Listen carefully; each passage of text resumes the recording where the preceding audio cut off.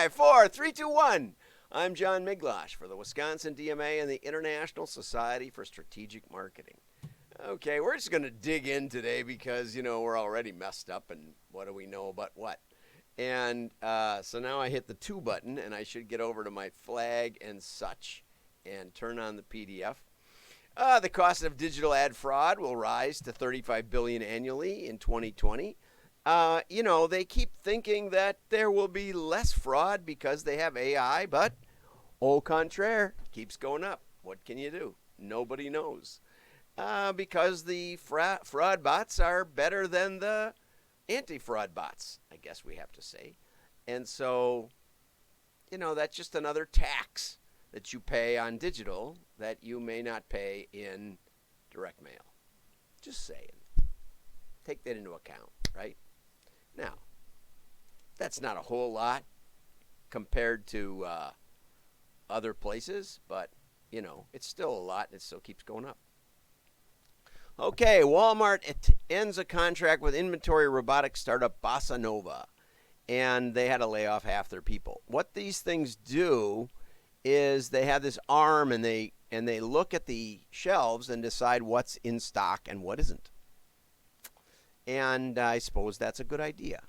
Walmart was famous for putting in the UCROP systems kind of where they would scan at the checkout. And if you knew the input and you knew the output, you got a pretty good idea of what was going to be out of stock or the outflow. Although, you still had breakage and, bad coding or bad scanning and that sort of thing. So the more often you can check it, probably the more accurate it's going to be. But for some reason, they decided that one didn't work. Sam's Club, on the other hand, is going to a floor scrubbing robot in all their 599 stores. And there's some exploration that those robots could, while they're scrubbing the floors, also scan the inventory. What a great idea. That seems like a great idea to me. I was just amazed when I went back to my old high school and I watched, I was there for a play or something, and the janitor was riding around on a little Zamboni machine waxing the floors. How cool is that? That's a job maybe I should go apply for. That would be fun, I think. I love cutting the grass. You put on the headphones and zoom around. At like 10 o'clock at night, I could go across the street to the school. I don't know if you need an advanced degree for that job. I'm just not sure. Anyway, Lori Sullivan, if you're on there, if you're on here, say hello. I heard you can put a hotkey on there for muting your mic when you feel a cough coming on, but I don't worry about it. My little grandnephew asked his grandma, my sister-in-law, she had a little cough because of some medication, and the nephew's 4 years old. He said, "You got the Rona, Noni?" 4-year-old, which tells you something about news consumption these days. Anyway, so this is a little survey, very small sample size, 300 people from Lucid, that says that 47%, if we add these together, 53% are very unlikely to vote outside of their party this election. Okay. So about half. I was surprised I thought that was fairly low. I thought about 90% voted with their party most of the time. In Wisconsin, we don't have a requirement to declare your party. We have open primaries, and you can do whatever silliness you want. So, this wouldn't apply to us. But anyway, so about 50% said they're very unlikely to vote outside their party, and 21 plus 7 is 28% said they're very likely to vote outside their party, which is a pretty high number, I think. 30% are saying we're voting outside our party. I don't know what that's going to give us. Just don't know. But I noticed I did a little work over the weekend because I watched a Biden rally in Milwaukee, online, because I don't know that there were very many people invited. I didn't know about it until it was on YouTube. So I watched this Biden rally, and there were about 35,000 viewers, I think, live. And I thought, well, I wonder how that compares to these other rallies I'm seeing. Big rallies. Seem big to me anyway. And so I looked at last week's, right up to Saturday.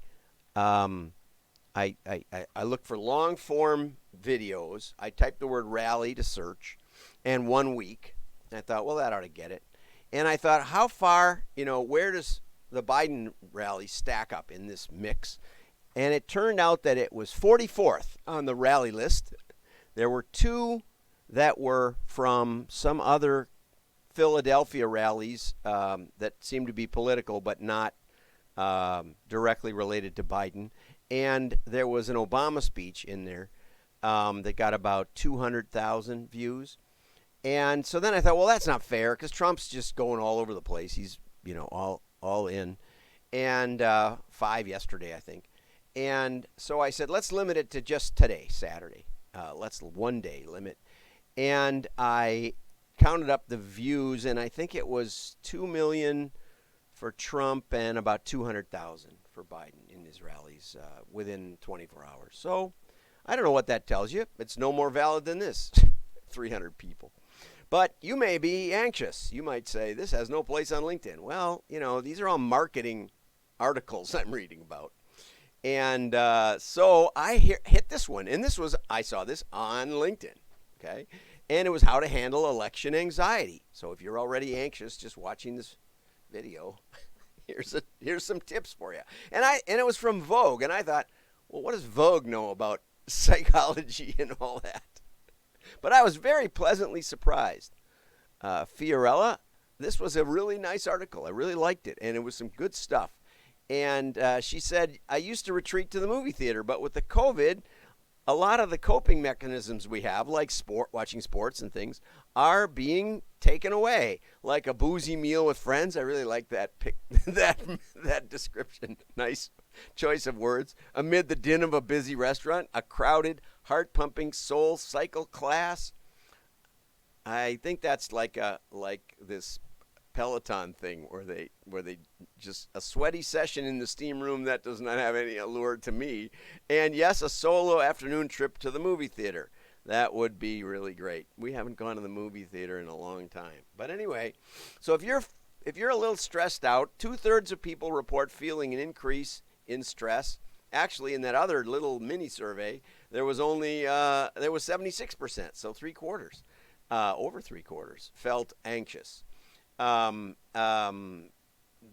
article says, our positions have polarized, and we are pretty sure the other team will hunt us down and kill us. Pretty sure. Which might make you anxious, but, it's the way it is. There's a lot of catastrophic thinking happening on both sides, okay? So you may want to chill out a little bit on that. Here's a couple of tips, really good tips. If you're having trouble sleeping, separate yourself from your technology and more critically from the endless news. As you can see, I hardly read any news, and I try to limit it to marketing news, even though the marketing news keeps getting seeped with political news lately. Okay, you should put a timer on your daily news consumption. She suggests 10 minutes max, and if you've watched this show any length of time, you know that I rarely spend more than 10 minutes putting this together. So if you feel adrift, get healthy food, sunshine, sleep, connection, movement, and also boundaries. In other words, set a timer to go to bed at night, that sort of thing. If you're distracted, your anxiety is try to exercises like writing, drawing, meditating. I shoot videos. Listening to music. If your communications are especially tense, we're often seeing people through the lens of social media or their political views. I try to engage with my friends who are the opposite of me, and try to always tell jokes. I don't try to change them. I just try to say, or you could look at it this way with a little joke. And, they haven't blocked me, so it must be somewhat effective. I don't know. If your heart or mind won't stop racing, then you might want to pause and take some deep breaths. I think that's right. If you can't shake the negative feelings, think of things you're grateful for. I really like that one. That is such a great thing. Take time, instead of going on the news, and just give thanks. You know, I got this new little grandchild, and she's just the most fun. She says "Gampa" now, and she blows me kisses on the video. Um, if you're overwhelmed by certainty, just get this straight. You don't know the future. The commentators don't know the future. One of the big keys to disconnecting from the news is to realize it's not news. Focus on news if you want. Weather might be. Well, they predict the weather too. Sports is kind of a mess, although Tottenham did win at the end, so that was good. It's okay not to be okay. It's okay to not be okay. There's a lot of teletherapy available. My psychologist friend who's next door said he was struggling.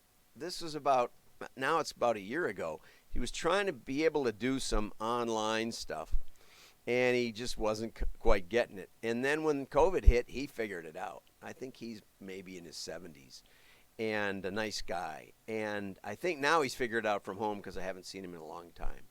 But anyway, so give thanks and lean heavily on your daily routines.